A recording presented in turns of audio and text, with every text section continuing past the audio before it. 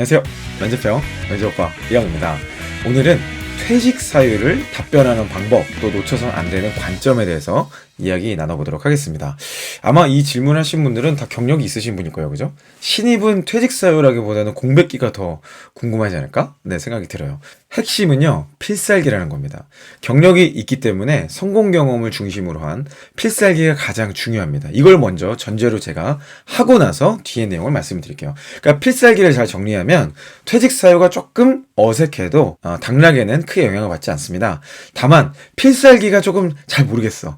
그럴 때는 퇴직 사유가 명쾌하지 않으면 바로 떨어질 수 있어요. 그래서 두 가지를 다 준비할 수 있으면 당연히 하는 게 좋겠지만 둘 중에 하나에 더 에너지를 집중한다 그러면 당연히 필살기에 에너지를 쓰시는 것이 맞습니다. 자, 그럼에도 불구하고 퇴직 사유에 대한 답변 많은 분들이 이제 어려워하시는데요. 제가 면접관으로서 퇴직 사유를 왜 물어봤는지, 그리고 이 질문에 대한 어떤 답변이 주로 의미 있게 받았었는지 함께 이야기를 나눠보려고 합니다.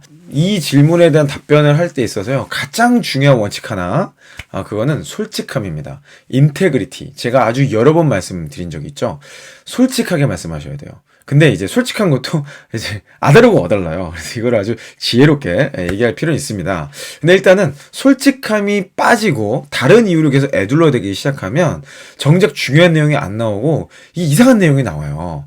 그럴 때 저는 이제 어떤 식으로 질문을 했냐, 조금이라도 솔직하지 않은 느낌이 들을 땐 이 질문을 던졌습니다.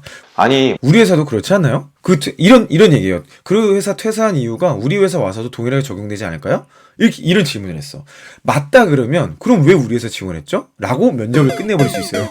그리고 만약에 아니라 그러면 우리 회사에 대해서 어떻게 조사하셨나요? 라고 물어보고 끝내버릴 수 있어요. 그러니까 이분은 지금 무방비 상태인 거야.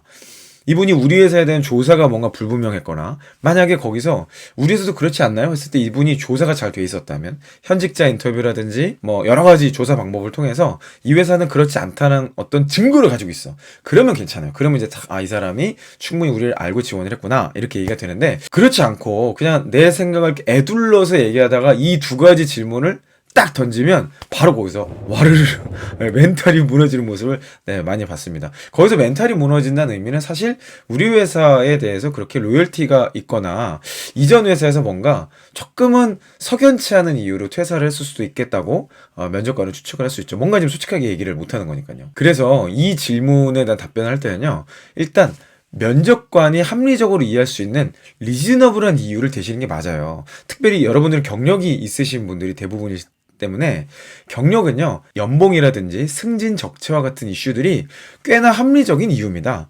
연봉, 내가 지금 능력이 이렇게 있고 성과를 이렇게 냈는데 연봉이 내가 그만한 합당한 대우를 못 받고 있다, 이것도 결코 나쁜 이유는 아니에요. 신입하고는 좀 다릅니다. 경력과 신입은 분명히 달라요. 신입은 사실 연봉 협상이라는 거를 하는 게 좀 말이 안 돼요. 이게 말이 안 돼. 근데 경력은요, 연봉 협상이 사실은 굉장히 중요합니다. 면접보다 중요하다고 말할 수는 없지만 면접만큼 중요한 게 연봉 협상 과정이에요. 그 과정에서 합불이 다시 갈리는 경우도 비일비재하게 나타나는 경우가 있습니다. 제가 경력 면접을 보고 나서요, 연봉 협상하는 과정에서 보니까 보지 못했던 모습들이 보이네? 그때 제가 또 좋지 않은 방법이 있어요. 그건 나중에 경력 면접편에서 다시 다루도록 하겠습니다. 그럼에도 불구하고 퇴직 사유에 대해서 이런 답변은 되게 좋았다. 제가 이런 답변 하시는 분은 긍정적으로 보고 합격을 주려고 노력했던 답변이 있는 건 분명한 것 같아요. 그게 뭐냐면 경력 기회를 향한 도전입니다. 그래서 모든 회사가 그래요. 아무리 업무 설계를 잘하고 뭐 인사팀이 노력을 하고 또 상사가 그런 부분을 고민을 한다 하더라도 대부분 회사들이 모든 사람을 만족시킬 수 없죠. 그리고 내가 생각했던 CDP나 경력 기회랑은 다른 일들이 주어질 수 있어요. 그래서 그런 부분 때문에 내가 이런 부분이 좀 아쉬워서 이 회사에서는 이런 일과 프로젝트와 이런 산업이 있기 때문에 내가 이곳을 지원하는 결정적 계기가 되었습니다, 라는 이야기가 그나마 이제 가장 건설적이고 의미 있게 들었던 답변이 아니었나라는 생각을 해봅니다. 그래서 면접 전에 그 회사에 대한 조사는 반드시 필요한 것 같아요. 현직자 인터뷰일 수도 있고 뭐 여러 가지를 통해서 그 회사의 현재 추진 중인 사업에 대한 정보를 습득하는 거가 굉장히 중요한 이직의 포인트, 또 면접에서의 답변의 포인트라고 말씀드릴 수 있을 것 같습니다. 만약에 만약에 이런 게 없는 상태라면 저에게 저희 면접왕 이영에게 퇴직 사유를 어떻게 답변해야 될까요? 라고 질문하시기 전에, 저에게 묻기 전에 여러분 스스로에게 질문을 해보시기 바랍니다.